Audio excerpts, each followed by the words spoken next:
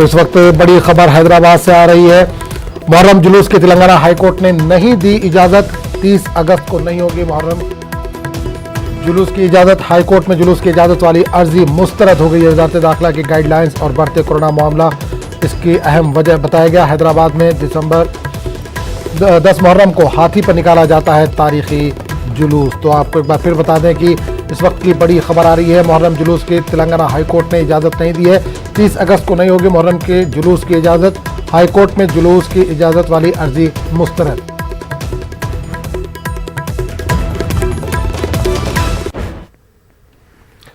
तेलंगाना के वजीर बल्दी नज़्म व नस्क के तारक रामाराव ने GHMC mayor, GHMC commissioner, deputy mayor, Hyderabad collector और दीगर के साथ एक इजलास मुनक्किद किया। इस इजलास में जीएचएमसी हुदूद में डबल बेडरूम मकानात की तामीर का जायजा लिया गया। के तारक रामाराव ने बताया कि हैदराबाद में आने वाले दिसंबर तक 85,000 बेघर खानदान में डबल बेडरूम मकानात फराहम किए जाएंगे। इन्होंने कहा कि मुल्क के किसी भी मेट्रो शहर में 9,700 करोड़ रुपए से गरीबों के लिए मकानात तामीर नहीं किए गए।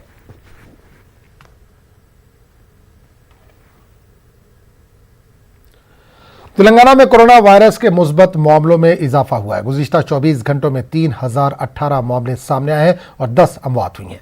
तेलंगाना कोरोना से मरने वालों की तादाद 760 हो गई है। रियासत में कोरोना के 10,82,094 नमूनों की जांच की गई। महकमे सेहत की जानिब से जारी करदा बुलेटिन में कहा गया कि रियासत में 25,685 सरगर्म मामला दर्ज किए गए। जीएचएमसी के हुदूद में 475 नए मुस्बत मामले सामने आए।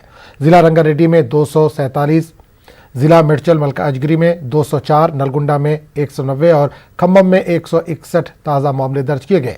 जिला जगत्याल के एडिशनल एसपी दक्षिणामूर्ति की कोरोना से मौत हो गई। दक्षिणामूर्ति गुज़िश्ता चंद दिनों से करीमनगर के प्राइवेट अस्पताल में जेरे इलाज थे।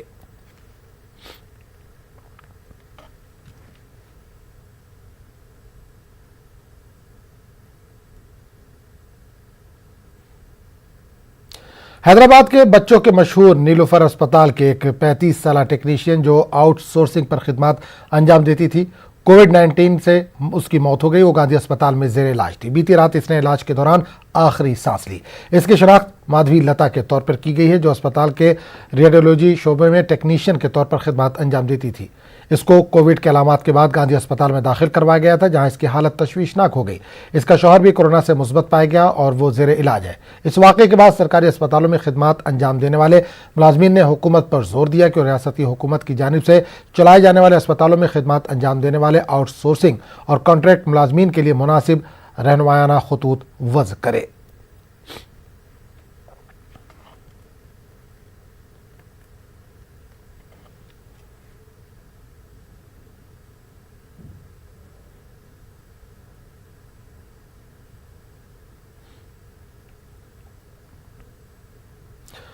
तेलंगाना के director public health and family welfare doctor Ramesh ने कहा कि रियासत में कोरोना वायरस काबू में है।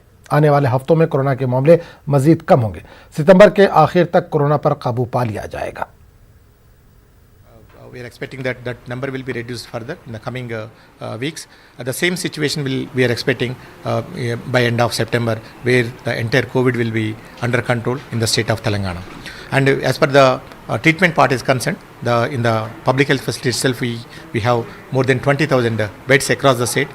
We decentralized our treatment things, and we are providing the costly treatment like remdesivir and other tosi and other related treatment also up to the sub-district level.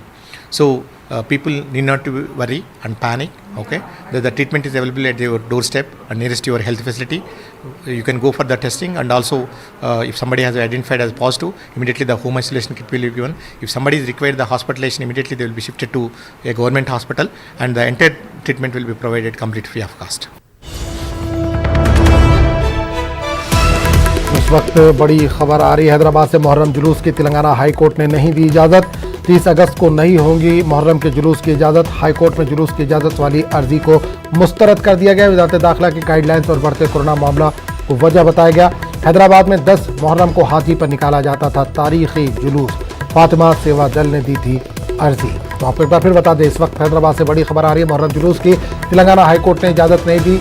30 अगस्त को नहीं होगी मुहर्रम के जुलूस की इजाज़त। हाई कोर्ट में जुलूस की इजाज़त वाली अर्जी को मुस्तरद कर दिया। फातिमा सेवा दल ने इसकी अर्जी दी थी। वजारत दाखिला की गाइडलाइंस और बढ़ते कोरोना मामले को इसकी वजह बताया गया। हैदराबाद में 10 मुहर्रम को हाथी पर निकाला जाता था तारीखी जुलूस।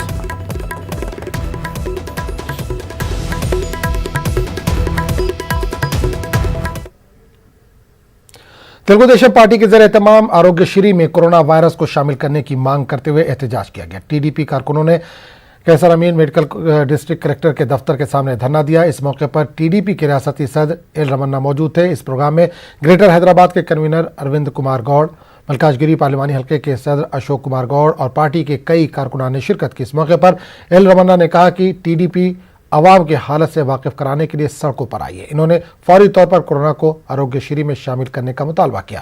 इन्होंने सरकारी अस्पतालों में कोरोना इलाज की सहूलत को बेहतर बनाने और गरीब लोगों की मदद करने पर भी जोर दिया। इन्होंने कोरोना से मुतासरा अफराद, मीडिया नुमाइंदे, पुलिस, सफाई सुथराई और तिब्बी अमले के लिए माहाना 7,500 रुपये और कोरोना से मरने वालों के लिए 10 लाख रुपये माली मदद करने का मुतालबा किया। నగరం తగలబడితే అక్కడ రాజు ఏ విధంగా అయితే ఫిడెల్ వాయించుకుంటున్నాడో ఈ ప్రగతి భవన్ అనే ముద్దుల ఆ భవన్లో కేసీఆర్ గారు పూజలు పునస్కారాల పేరు మీద మంచిగా విలాసవంతమైన జీవితం గడుపుతున్నాడే కానీ ప్రజానిక సమస్య పడుచుకుంటాడు కనుకనే తెలుగుదేశం పార్టీ నడుము కట్టి వాళ్ళ పార్లమెంటు పరిధిలో ఉన్న అన్ని కాన్స్టిట్యున్సీలలో మల్కాజ్గిరిలో వాళ్ళ జిల్లా కేంద్రమైనటువంటి కలెక్టరేట్ వద్ద ధన కార్యక్రమం చేపట్టడం జరిగింది। రాష్ట్ర ప్రభుత్వం వెనువెంటనే కరోనా వైరస్ బారిన పడ్డటువంటి అందరికీ ఆరోగ్యశ్రీలో చేర్చి చికిత్స చేయించాలా, ప్రభుత్వ ఆసుపత్రులలో వైద్యాన్ని మెరుగుపరచాలి, అవసరమైన డాక్టర్లందరినీ కూడా నియామకం చేయాలి, సిబ్బంది నియామకం చేయాలి, వెనువెంటనే యుద్ధ ప్రతిపదిన చర్యలు చేపట్టాలని చెప్పని ఇంతవరకు చేపట్టాల్సిన కరోనా బారిన పడి నాలుగొల్పినటువంటి ప్రజానికానికి 10 లక్షల రూపాయలు ఎక్స్రే ఇవ్వాలని చెప్పని ప్రింట్ మీడియా, ఎలక్ట్రానిక్ మీడియా, పోలీసులు, పారిశుద్ధ కార్మికులు, వైద్యులు, ఇతరత్రందరూ కూడా అనేక మంది దీని బారిన పడి ప్రాణాలు కోల్పోతున్నారు కనుక వాళ్ళ కుటుంబాలు ఆదుకోవడానికి కుటుంబంలో ఒకరికి ఉద్యోగం ఇవ్వాలని చెప్పనేటువంటి డిమాండ్తో ఇవాళ మేము ముందుకు వచ్చినాం। సమావేశాల్లోగా ఈ చర్యలు చేపట్టకపోయినట్టయితే ఎవరైతే కరోనా బారిన పడి ప్రైవేట్ ఆసుపత్రిలో బిల్లు కట్టిర్రో ఆ బిల్లుని ప్రభుత్వమే చెల్లించాలని చెప్పని ప్రభుత్వ ప్రైవేట్ ఆసుపత్రుల మీద, కార్పొరేట్ ఆసుపత్రుల మీద నియంత్రణ చేయాలని చెప్పని ఈ ప్రభుత్వాన్ని డిమాండ్ చేస్తున్నాం। कांग्रेस सीएलपी की जानिब से आज से तेलंगाना के गवर्नमेंट अस्पतालों में कोरोना इलाज की सहूलत का जायजा लिया जा रहा है। सीएलपी रियासत के जिला हेडक्वार्टर्स के गवर्नमेंट अस्पतालों का दौरा कर रही है। तेलंगाना कांग्रेस के सदर उत्तम कुमार रेड्डी ने इस सिलसिले में अजला कांग्रेस कमेटियों के सदूर के साथ इजलास मुनक्किद किया। इन्होंने सीएलपी की मदद करने की हिदायत दी और तेलंगाना हुकूमत को तनकीद का निशाना बनाया। उत्तम कुमार रेड्डी ने कहा कि अवाम का गवर्नमेंट अस्पतालों पर से एतमाद नहीं रहा, हुकूमत अवाम को बेहतर इलाज की सहूलत देने में नाकाम हो गई है।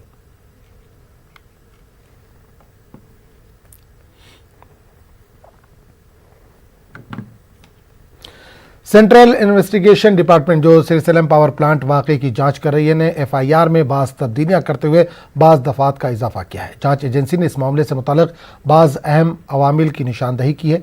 सीआईडी ने इस बात पर तवज्जो देनी शुरू कर दी है कि बिजली की पैदावार के वक्त फायर सेफ्टी के जवाबित पर क्यों अमल नहीं किया गया। सीआईडी का मानना है कि जब ऐसे वाक़यात पेश आते हैं तो खुसूसी इमदादी टीम की अदम मौजूदगी से ऐसे वाक़यात की शिद्दत में इजाफा हो जाता है। वादे है कि श्रीसैलम प्रोजेक्ट में आग लगने के वाक़े में 9 अफराद की मौत हो गई थी, जिसके बाद इस वाक़े की जांच के अहकाम वज़ीर आला के चंद्रशेखर राव ने दिए थे और जांच की जिम्मेदारी सीआईडी के हवाले की गई थी।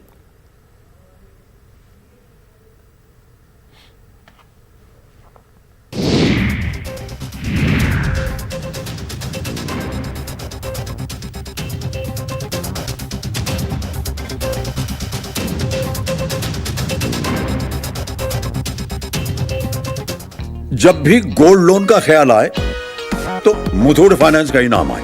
कॉल कीजिए 1-800-313-1212। सिरसलम पावर प्लांट आतिशज़दगी में हलाक महकमे बिजली के मुलाजमीन को, जिनको मुलाजमीन ने खराज अक़ीदत पेश किया, इन्होंने हुक्काम से सिरसलम जैसे वाक़यात मजीद कहीं भी ना हो इस तरह के इक़दाम करने का मुतालबा किया और महलूकीन के अफराद खाना से इंसाफ करने की मांग की। इस हादसे में 9 मुलाजमीन हलाक हो गए थे, जिसमें उस्मा नामी असिस्टेंट इंजीनियर भी शामिल थी। ఇది మాది, మేము కాకపోతే దీన్ని ఎవరు బాగు చేసుకుంటారు అన్న మొండి ధైర్యంతో ఇక్కడ కూర్చొని ఉన్నాం సార్। ఇది అనుకోకుండా జరిగిన ప్రమాదం కాదు సార్, మనకి ముందు వేరే ప్లాంట్లో జరిగింది సార్। జూరాల్లో చిన్న ప్రమాదం జరిగింది, సాగర్లో చిన్న ప్రమాదం జరిగింది, ప్రాణాలు ఎవరు కోల్పోలేదు। దాని నుంచి మనం ఏం నేర్చుకున్నాం సార్? ఇప్పుడు 9 మంది చనిపోయారు. ఇప్పటికైనా నేర్చుకుందామా? 10 వందల సంఖ్యలో ఇంకా పోగొట్టుకున్నాక నేర్చుకుందామా? ఇప్పుడు మన సొంత వాళ్ళు పోలేదు, కానీ 10 వందల మన సొంత వాళ్ళు ఉంటారు, ఎప్పటికైనా ఉంటారు. నేర్చుకోకపోతే ఇప్పటికైనా నేర్చుకుందామా? లేదు, గాలికి వదిలేద్దామా? చెప్పండి సార్. పెద్దలు మాకు ఇది మొదటిసారి అయ్యి ఉండొచ్చు, కానీ మీరు మీ సర్వీస్లో మీ జీవితం ఇంతకన్నా దారుణం చూసుంటారు, కాదనట్లేదు. మనం చూసిన దారుణం నుంచి ఏదైనా నేర్చుకుందామా? గాలికి వదిలేద్దామా సార్? మా సిఏ గారు వచ్చి 2-3 నెలలు అయింది సార్. సార్ వచ్చాక మా ప్లాంట్ బాగుపడుతుందన్న ఆశతో ఉన్నాము సార్. ఆశ నేను మళ్ళీ నిరాశ అవుతా అనుకోలేదు సార్. దీనికి కారకులు ఎవరన్నది అందరికీ తెలుసు సార్. ఏమి జరిగిందన్నది కూడా ఉన్న ప్రతి మనిషికి తెలుసు సార్. మాకు ఆర్థిక న్యాయం ఏదోలాగా వస్తుందని నమ్మకం అయితే ఉంది సార్. ఆర్థిక న్యాయం ఒక్కటి సరిపోదు సార్. మాకు అన్ని విధాల న్యాయాలు కావాలి. हैदराबाद के इलाके राजेंद्र नगर पिलर नंबर 230 मस्जिद मोहम्मद मुस्तफ़ा वादी महमूद में हेल्पिंग हैंड फाउंडेशन और यूएसए तंजीम के ताउन से क्लिनिक का आगाज़ किया गया। इस क्लिनिक में अमराज निस्वा, पीडियाट्रिशियन व डेंटल का मुफ्त इलाज किया जा रहा है और दवाइयाँ भी तकसीम की जा रही हैं। सदर helping hand foundation Mushtaba Hussain Askari ने बताया कि मौजूदा मौलिक कोरोना वायरस की वबा से ख़वातीन और बच्चों की सेहत पर तवज्जो नहीं दी जा रही। इन मसाइल की वजह से इस सलम बस्ती में क्लिनिक माँ एम्बुलेंस का क़याम अमल में लाया गया ताकि मुफ्त खिदमत अंजाम दी जा सके। इन्होंने यकीन जाहिर किया कि इस क्लिनिक से अतराफ़ व अकनाफ की तकरीबन 31 सलम बस्तियों को फ़ायदा होगा। क्लिनिक जो ख़ास तौर पे औरतों और बच्चों के लिए क़ायम की गई है, उसका आज हम आगाज़ किया है। आज ये क्लिनिक जो है ख़ास तौर पर बच्चों के लिए और औरतों के लिए शुरू की गई है। इसकी वजह ये है कि कोविड के पेंडेमिक में काफ़ी सारे औरतों के और बच्चों के जो मामला थे सेहत के वो काफ़ी इम्पैक्ट हो चुके हैं। मिसाल के तौर पर मैटरनिटी सर्विसेज, इम्यूनाइजेशन जो पीके बोलते हैं, और क्या बोलते हैं न्यूट्रिशन जो मिड डे मील्स मिलते हैं बच्चों को स्कूल्स में, और आंगनवाड़ी सेंटर्स, ये तमाम के तमाम अभी बंद है। तो इसके तरफ से हो रहा ये है कि बहुत सारे औरतों को और बच्चों को तकलीफ़ हो रही है। तो ये जो क्लिनिक आज हम यहाँ क़ायम कर रहे हैं, इसमें ना सिर्फ सीजनल डिजीज़ जैसा कि खांसी, बुखार, ज़ुकाम वगैरह, इसके अलावा भी न्यूट्रिशन, प्रिवेंशन, एनीमिया, इस सारे चीज़ों पे हम तवज्जो देने की कोशिश करेंगे। और ये यहाँ तमाम इलाज, दवायाँ और ये सारे फ्री मिलेंगे क्लिनिक में। उम्मीद करते हैं कि ये क्लिनिक जो 31 स्लम्स को कवर कर रही है, इससे लोगों का भरपूर फ़ायदा होगा। क्लिनिक की जो टाइमिंग्स है 10 से 3 बजे तक ये गाड़ी रोज़ यहाँ मुखर करी गई है, और जो भी पेशेंट्स को इमरजेंसी में कोई अगर कोविड का केस हो या कोई इमरजेंसी मेडिकल ये मैटरनिटी सर्विसेज हो, सर्जरी खाने को जाना हो, यहाँ एम्बुलेंस रेडी रहेगी, यहाँ से इमीडिएट शिफ्ट करेंगे। नीट और जेईई इम्तिहान को मुलतवी करने का तलबा ने मरकज़ी हुकूमत से मुतालबा किया। इन्होंने कोरोना वबा पर काबू पाने के बाद इम्तिहानात मुनक़्क़िद करने की हुकूमत से अपील की है। In this exam center, all the students will be affected. From the students, the coronavirus will be passing to the parents. From the parents, it will be again attacked. It will be attacking the community. There, the whole community will be affected. More than 20 lakh students will be sitting in the center. I request all the higher authorities to please postpone this exam, because if they conduct this exam, our lives will be like playing with the fire. We can't take this risk. I think exams postpone हो जाना चाहिए, क्योंकि considering the situation at a time लाखों के बच्चे एक साथ बैठना, दूर दूर से आना, एक जगह बैठना without any necessary precautions, it is dangerous for the students and for the staff and invigilators also. इसलिए आई थिंक पोस्टपोन हो जाना चाहिए। करियर का क्या है, करियर अगर ज़िंदगी रही तो रहता, ज़िंदगी नहीं रही तो क्या कर लेते। ये पैंडमिक सिचुएशन में एग्ज़ाम्स रखना अच्छी बात नहीं है। कहीं को बोले तो बहुत सोशल डिस्टेंसिंग नहीं रहती, और बहुत बाजू बाजू बैठते लोग, और सोशल डिस्टेंसिंग भी नहीं होती, और इन्विजिलेटरों को भी प्रॉब्लम होती। फिर उसके ऊपर से स्टूडेंट्स को बहुत दूर दूर से आना पड़ता, उन लोगों को सही ट्रैवलिंग वो नहीं है, और आना बोले तो भी बहुत मुश्किल होता उन लोगों को। तो इस सिचुएशन में अगर एग्ज़ाम्स पोस्टपोन करें तो अच्छा रहेगा। My personal opinion is we need to just postpone it for few more months, such that by that time we can get the vaccine also. The cases will be reduced. So this will give confidence to parents to send their children to write the exams, and also they will be more focused. Conducting exams in December will help career as well as.